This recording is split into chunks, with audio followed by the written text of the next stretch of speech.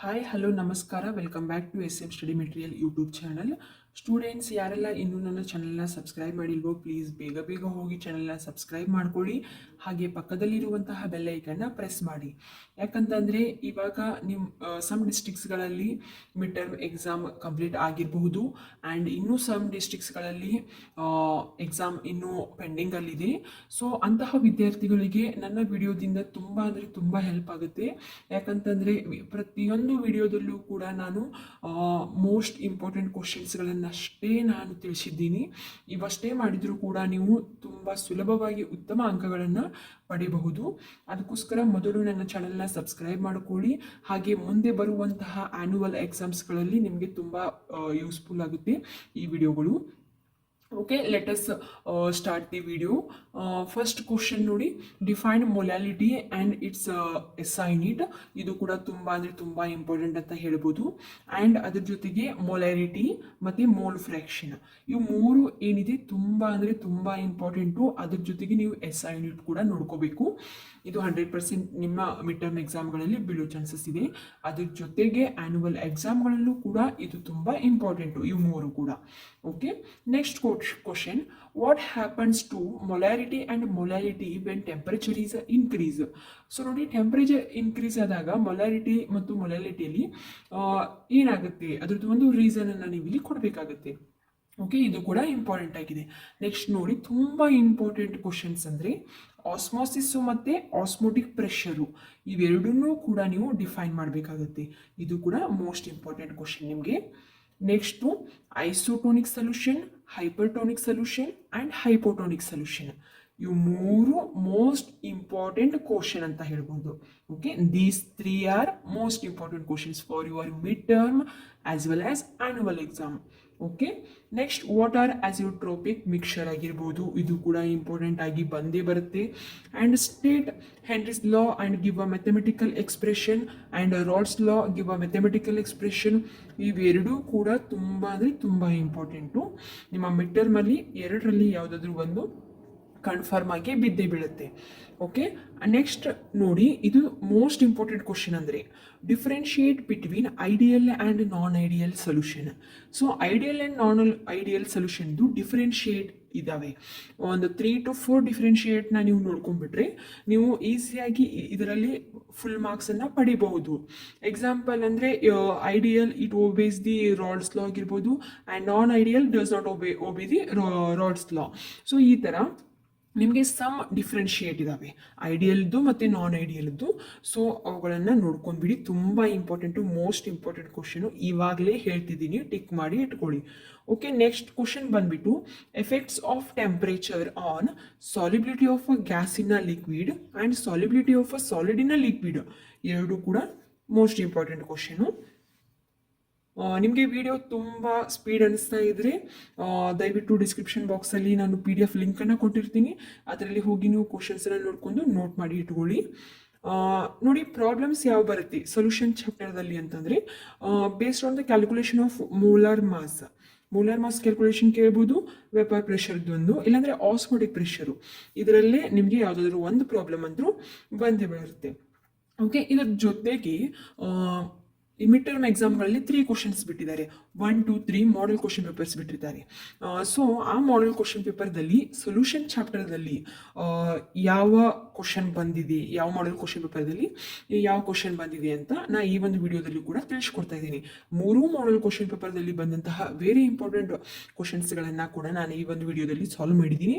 So ಅದಕ್ಕೋಸ್ಕರ ಯಾರು ಕೂಡ ವಿಡಿಯೋನ ಸ್ಕಿಪ್ ಮಾಡದೆ ಎಂಡ್ವರೆಗೂ ನೋಡಿ. ಓಕೆ, ಬನ್ನಿ next question.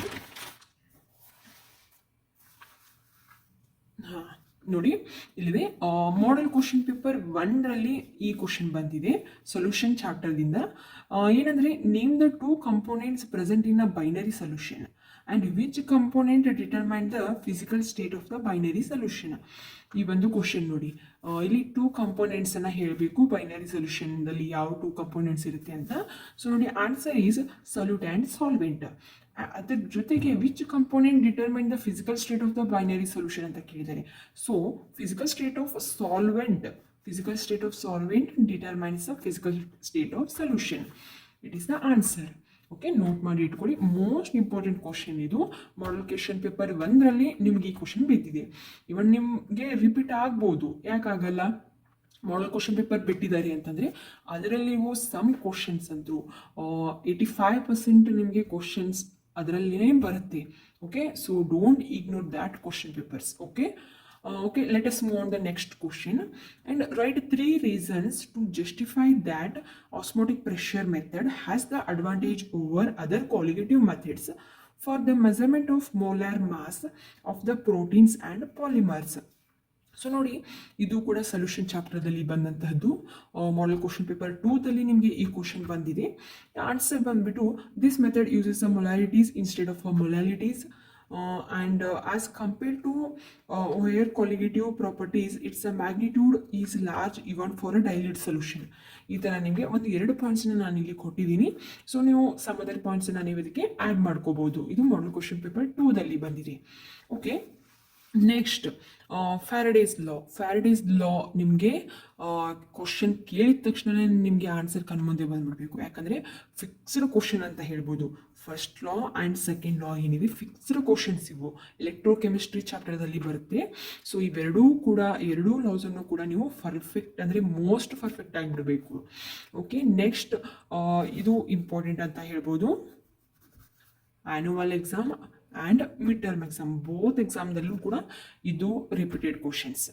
And explain the construction and working of hydrogen oxygen fuel cell ಆಗಿರ್ಬೋದು, ಇದು ಕೂಡ important. Okay, next what are the primary and secondary cell. Primary and secondary ಸೆಲ್ದು ನೀವು ಇಲ್ಲಿ ಎಕ್ಸ್ಪ್ಲನೇಷನ್ನ ಮಾಡಬೇಕಾಗುತ್ತೆ. ಆ್ಯಂಡ್ ವಿತ್ ಎಕ್ಸಾಂಪಲನ್ನು ಕೊಡಬೇಕಾಗುತ್ತೆ. Okay, write anode and cathode reactions ಬರೀಬೇಕಿಲ್ಲಿ. Dry cell and lead storage battery ಆಗಿರ್ಬೋದು. ಇದ್ರ ಜೊತೆಗೆ ನಿಮಗೆ ಕೊರಿಷನ್ ಆಫ್ ಐರನ್ ಕೂಡ ಕೇಳ್ಬೋದು. ಆಪ್ಷನಲ್, ಕೇಳದೆ ಇರಲ್ಲ ಅಂತ ಹೇಳೋಕ್ಕಾಗಲ್ಲ. ಡ್ರೈ ಸೆಲ್ ಮತ್ತು ಲೆಡ್ ಸ್ಟೋರೇಜ್ ಬ್ಯಾಟ್ರಿ ಜೊತೆಗೆ ನಿಮಗೆ ಕೊರಿಷನ್ ಆಫ್ ಐರನ್ ಕೂಡ ಕೇಳ್ಬೋದು. ಓಕೆ, ನೆಕ್ಸ್ಟ್ ಕ್ವಶನ್ ಬಂದ್ಬಿಟ್ಟು write a cell reaction of Daniell cell ಕೂಡ ಇದು ಮೋಸ್ಟ್ ಇಂಪಾರ್ಟೆಂಟ್ ಕ್ವಶನ್. ಇದು ಮಕ್ಕಳೇ ತುಂಬ ಸಲ ರಿಪೀಟೆಡ್ ಆಗಿದೆ. ಇದು ಡೈನಿಯಲ್ ಸೆಲ್ದು ರಿಯಾಕ್ಷನ್ಸನ್ನು ನಿಮಗೆ ಬರೀಬೇಕಿದೆ. Cell reaction and explain the working of SHE and write a cell reaction and a cell notation. So ನೋಡಿ, ಇದು SH ಏನು, SH ಆಗಿರ್ಬೋದು ಆ್ಯಂಡ್ ಡೈನಿಯಲ್ ಸೆಲ್ ಆಗಿರ್ಬೋದು, ಇವೆರಡೂ ಕೂಡ ನಿಮಗೆ ತುಂಬ ಇಂಪಾರ್ಟೆಂಟು. ಈ ಒಂದು ಎಲೆಕ್ಟ್ರೋಕೆಮಿಸ್ಟ್ರಿ ಚಾಪ್ಟರ್ದಲ್ಲಿ SHE ಆ್ಯಂಡ್ ಡೈನಿಯಲ್ ಸೆಲ್ ಆಗಿರ್ಬೋದು ಮತ್ತು Faraday's law first law and second law ಏನಿದೆ ಇವು ನಿಮಗೆ ತುಂಬ ಇಂಪಾರ್ಟೆಂಟು. ನೋಡ್ಕೊಂಬಿಡಿ, ನಾನು ಯಾವುದು ರೌಂಡ್ ಮಾರ್ಕ್ ಹಾಕಿದ್ದೀನಿ ಅಲ್ವಾ, ಸೊ ಇವು ಮಿಸ್ ಮಾಡೋ ಹಾಗೆ ಇಲ್ಲ. ಫಸ್ಟ್ ಮಾಡಲೇಬೇಕಾದಂಥ ಕ್ವಶನ್ಸ್ಗಳಿವು.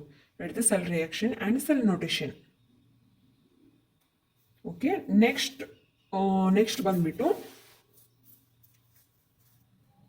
ಪ್ರಾಬ್ಲಮ್ಸ್. ಈ ಒಂದು ಚಾಪ್ಟರ್ದಲ್ಲಿ ಯಾವ ಥರ ಪ್ರಾಬ್ಲಮ್ಸ್ ಬರುತ್ತೆ ಅಂದರೆ calculation of EMF of cell, ಅದ್ರ ಮೇಲೆ ನಿಮಗೆ ಒಂದು ಪ್ರಾಬ್ಲಮ್ ಬರ್ಬೋದು. And equilibrium constant K value and Faraday's law ಮೇಲೆ ನಿಮಗೆ ಪ್ರಾಬ್ಲಮ್ಸ್ ಬರ್ಬೋದು. ಓಕೆ, ಈ ಒಂದು ಚಾಪ್ಟರ್ದಲ್ಲಿ ಈ ಒಂದು 3 ಪ್ರಾಬ್ಲಮ್ಸ್ ನಿಮಗೆ ತುಂಬ ಇಂಪಾರ್ಟೆಂಟು. ಮೋಸ್ಟ್ ಇಂಪಾರ್ಟೆಂಟ್ ಅಂದರೆ EMF ಇರ್ಬೋದು and K value most important question. Faraday's ಲಾನು ಬೀಳ್ಬೋದು, ಬಟ್ ಅಷ್ಟೊಂದು ಗ್ಯಾರಂಟಿ ಕೊಡೋದಕ್ಕೆ ಆಗಲ್ಲ. ಇವೆರಡು ಕೂಡ ತುಂಬ ಇಂಪಾರ್ಟೆಂಟ್ ಇವು. Okay, and state of Faraday's second law of electrolysis. Mention any 2 factors which determine the product of electrolysis. ನೋಡಿ, ಈ ಕ್ವಶನು ಮಾಡಲ್ ಕ್ವಶನ್ ಪೇಪರ್ 1ರಲ್ಲಿ ಬಿದ್ದಿದೆ. ಓಕೆ, ಇದ್ರದ್ದು ಫ್ಯಾಕ್ಟರ್ಸ್ ಏನಿದೆ ನಾನಿಲ್ಲಿ ಆನ್ಸರ್ನ ಕೊಟ್ಟಿದ್ದೀನಿ. ಸಮ್ 3 ಪಾಯಿಂಟ್ಸನ್ನಷ್ಟೇ ನಾನಿಲ್ಲಿ ಕೊಟ್ಟಿದ್ದೀನಿ ನಿಮಗೆ ತಿಳಿಲಿ ಅಂತ. ನೀವು ಇನ್ ಅದರ್ ಪಾಯಿಂಟ್ಸ್ನ ನೀವು ಇಲ್ಲಿಗೆ ಆ್ಯಡ್ ಮಾಡ್ಕೊಂಡು ಓದ್ಕೋಬೋದು. ಫಸ್ಟ್ ಬಂದುಬಿಟ್ಟು ನೇಚರ್ ಆಫ್ ದ ಎಲೆಕ್ಟ್ರೋಲೈಟ್ ಆಗಿರ್ಬೋದು and over voltage and type of the electrode used. So ನೋಡಿ, ಇವು ಫ್ಯಾಕ್ಟರ್ಸ್ ಬರುತ್ತೆ. ಇದು ಫ್ಯಾರಡೇಸ್ ಸೆಕೆಂಡ್ ಲಾ ಆಫ್ ಎಲೆಕ್ಟ್ರೋಲೈಸಿಸ್ಗೆ ಇದು ಮಾಡಲ್ ಕ್ವಶನ್ ಪೇಪರ್ 1ರಲ್ಲಿ ಬಂದಿದೆ. ಆ್ಯಂಡ್ ನೋಡಿ, ಇದೇ ಚಾಪ್ಟರ್ದಲ್ಲಿ ಮಾಡಲ್ ಕ್ವಶನ್ ಪೇಪರ್ 3ದಲ್ಲೂ ಕೂಡ ಒಂದು ಕ್ವಶನ್ ಕೇಳಿದ್ದಾನೆ. ಏನಂದರೆ mention any 3 thermodynamic properties determined by using a electrochemical cell. 3 thermodynamic ಪ್ರಾಪರ್ಟೀಸನ್ನು ಇಲ್ಲಿ ತಿಳಿಸ್ಬೇಕಂತೆ. ಯಾವುದು? ಸಾಲ್ಬಿಲಿಟಿ ಪ್ರಾಡಕ್ಟ್ ಆಗಿರ್ಬೋದು, ಇಕ್ವಿಲಿಬ್ರಿಯಂ ಕಾನ್ಸ್ಟೆಂಟ್ ಆಗಿರ್ಬೋದು, and P H of solution ಆಗಿರ್ಬೋದು. ಈ 3 ಆನ್ಸರ್ ನಾನು ಇಲ್ಲಿ ನೀಡಿದ್ದೀನಿ. ಓಕೆ, ಮಾಡಲ್ ಕ್ವಶನ್ ಪೇಪರ್ 3ದಲ್ಲಿ ಬಂದಿದೆ. ನೆಕ್ಸ್ಟ್ ಬಂದ್ಬಿಟ್ಟು write the reactions involved in the manufacture of potassium dichromate. ಇದು ಕೂಡ ನಿಮಗೆ ಪೊಟ್ಯಾಷಿಯಂ ಡೈಕ್ರೋಮೇಟ್ ಇದು ತುಂಬ ಇಂಪಾರ್ಟೆಂಟ್. ಇದು must and should read this first. Okay, and 3D series elements exhibit a variable oxidation state. ಹೈ ಈ ಕ್ವಶನ್ ಆಗಿರ್ಬೋದು, ಇದು important. And what are the interstitial compounds and 2 characteristics ಕೇಳಿದ್ದಾರೆ. ಇಂಟರ್ಸ್ಟೈಷಿಯಲ್ ಕಂಪೌಂಡ್ಸ್ದು 2 ಕ್ಯಾರೆಕ್ಟರಿಸ್ಟಿಕ್ಸನ್ನು ಕೇಳಿದ್ದಾರೆ, ತುಂಬ important. And transition elements show catalytic property give two ರೀಸನ್ಸ್ನ ನೀವು ಇಲ್ಲಿ ಕೊಡಬೇಕಾಗುತ್ತೆ. And explain the magnetic properties of transition elements. Okay, transition elements ಮೇಲೆ ನಿಮಗೆ ಒಂದು ರೀಸನ್ಸನ್ನು ಕೇಳ್ತಾರೆ ಆ್ಯಂಡ್ ಮ್ಯಾಗ್ನೆಟಿಕ್ ಪ್ರಾಪರ್ಟೀಸನ್ನು ನೀವು ಇಲ್ಲಿ ಎಕ್ಸ್ಪ್ಲೇನ್ ಮಾಡಬೇಕಾಗುತ್ತೆ. ಇವು ಮೋಸ್ಟ್ ಇಂಪಾರ್ಟೆಂಟ್ ಕ್ವಶನ್ಸ್ ಅಂತ ಹೇಳ್ಬೋದು. ಈ ಒಂದು ವಿಡಿಯೋದಲ್ಲಿ ಏನು ಹೇಳ್ತಾ ಇದ್ದೀನಿ ತುಂಬ ಅಂದರೆ ತುಂಬ ಯೂಸ್ಫುಲ್ ಆಗುತ್ತೆ. ನೀವೇ ಎಕ್ಸಾಮ್ ಮುಗಿದ್ಮೇಲೆ ನೀವೇ ಬಂದು ಕಮೆಂಟ್ ಬಾಕ್ಸಲ್ಲಿ ಕಮೆಂಟ್ ಹಾಕ್ತೀರಾ, ಹೌದು ಮೇಡಮ್ ತುಂಬ ಯೂಸ್ಫುಲ್ ಆಯಿತು ಈ ವಿಡಿಯೋದಿಂದ ಅಂತ. ಅಷ್ಟು ಇಂಪಾರ್ಟೆಂಟ್ ವಿಡಿಯೋಸ್ ಇದೆ, ಅಷ್ಟು ಇಂಪಾರ್ಟೆಂಟ್ ಕ್ವಶನ್ಸ್ ಇವೆ. ಯಾರು ಕೂಡ ಸ್ಕಿಪ್ ಮಾಡಬೇಡಿ, ಇಗ್ನೋರ್ ಮಾಡೋದಕ್ಕೆ ಹೋಗಬೇಡಿ. ಎಲ್ಲರೂ ಕೂಡ ಕ್ವಶನ್ಸನ್ನು ಓದ್ಕೊಂಡು ಆನ್ಸರ್ನ ಪ್ರಿಪೇರ್ ಆಗಿ ಹೋಗಿ. ಓಕೆ, 29 ಕ್ವಶನ್ ಆಯಿತು. ನೆಕ್ಸ್ಟ್ 30th ಕ್ವಶನ್ ಯಾವುದು ಇಂಪಾರ್ಟೆಂಟ್ ಇದೆ ಅಂತ ನೋಡೋಣ. ಓಕೆ, ನೋಡಿ, calculate the magnetic moment of Mn+2 and Zn+2. ಇದು most important questions. Okay, next ತುಂಬ ಸಲ ರಿಪೀಟೆಡ್ ಆದಂತಹ ಪ್ರಶ್ನೆ ಅಂದರೆ ಲ್ಯಾಂಥನಾಯ್ಡ್ ಕಾಂಟ್ರಾಕ್ಷನ್ ನಿಮಗೆ ಮೀನಿಂಗ್ ಕೇಳ್ತಾರೆ. And any 2 consequence of it, consequence ನೀವು ಇಲ್ಲಿ ಬರೀಬೇಕಾಗುತ್ತೆ. ಮೋಸ್ಟ್ ಇಂಪಾರ್ಟೆಂಟ್ ಲ್ಯಾಂಥನಾಯ್ಡ್ ಕಾಂಟ್ರಾಕ್ಷನ್ ಇದ್ದು ಮೋಸ್ಟ್ ಇಂಪಾರ್ಟೆಂಟ್ ಅಂದರೆ most important lanthanoid contraction. D and F block ಎಲಿಮೆಂಟ್ಸಲ್ಲಿ ನಿಮಗೆ ಲ್ಯಾಂಥನಾಯ್ಡ್ ಕಾಂಟ್ರಾಕ್ಷನ್ನು ಮತ್ತು ಆಕ್ಟಿನಾಯ್ಡ್ ಕಾಂಟ್ರಾಕ್ಷನು ತುಂಬ ಅಂದರೆ ತುಂಬ ಇಂಪಾರ್ಟೆಂಟು ಮಕ್ಕಳು, ಯಾರೂ ಸ್ಕಿಪ್ ಮಾಡಬೇಡಿ. ಇದು ಎಷ್ಟು ಇಂಪಾರ್ಟೆಂಟ್ ಅಂದರೆ ತುಂಬ ವರ್ಷದ ಕ್ವಶನ್ ಪೇಪರ್ಗಳಲ್ಲಿ ಇದು ಕ್ವಶನ್ ರಿಪೀಟೆಡ್ ಆಗಿದೆ. ಯಾಕಂತಂದರೆ ಈ ಕ್ವಶನ್ಗೆ ಅಷ್ಟು ವೇಟೇಜ್ ಇದೆ. ನೋಡ್ಕೊಂಬಿಡಿ, ಇವಾಗಲೇ ಹೇಳ್ತಿದ್ದೀನಿ. ಲ್ಯಾಂಥನಾಯ್ಡು ಆ್ಯಂಡ್ ಆಕ್ಟಿನಾಯ್ಡ್ ಕಾಂಟ್ರಾಕ್ಷನ್ದು ಮೀನಿಂಗ್ ನೋಡ್ಕೊಳ್ಳಿ ಆ್ಯಂಡ್ ಕಾನ್ಸಿಕ್ವೆನ್ಸನ್ನು ನೋಡ್ಕೊಳ್ಳಿ. ಓಕೆ, ಅಥವಾ ಡಿಫ್ರೆನ್ಸಸ್ಸನ್ನು ಕೂಡ ಕೇಳ್ಬೋದು. ತುಂಬ ಇಂಪಾರ್ಟೆಂಟು, ಡಿಫ್ರೆನ್ಸಸ್ ಕೇಳ್ಬೋದು. 5 ಮಾರ್ಕ್ಸಿಗೆ ನಿಮಗೆ ಡಿಫ್ರೆನ್ಸಸ್ ಬೀಳ್ಬೋದು. ಇದು ಲ್ಯಾಂಥನಾಯ್ಡ್ ಆ್ಯಂಡ್ ಆಕ್ಟಿನಾಯ್ಡ್ಸ್ ಬಗ್ಗೆ. ಆ್ಯಂಡ್ ನೆಕ್ಸ್ಟ್ ಬಂದುಬಿಟ್ಟು write the general oxidation state of actinoids and actinoids ಅದು ಕೇಳ್ಬೋದು ಅಥವಾ ಲ್ಯಾಂಥನಾಯ್ಡ್ಸ್ ಅದು ಕೇಳ್ಬೋದು. ಯಾವುದಾದ್ರೂ ಒಂದು ಕೇಳ್ತಾರೆ, general oxidation state. Okay, perfect ಆಗಿಬಿಡಿ. ನೆಕ್ಸ್ಟ್ ಮಾಡಲ್ ಕ್ವಶನ್ ಪೇಪರ್ 1ರಲ್ಲಿ ಈ ಒಂದು ಚಾಪ್ಟರ್ ಮೇಲೆ ನಿಮಗೆ ಒಂದು ಕ್ವಶನ್ ಬಿದ್ದಿದೆ. Study of actinoids elements is a more difficult.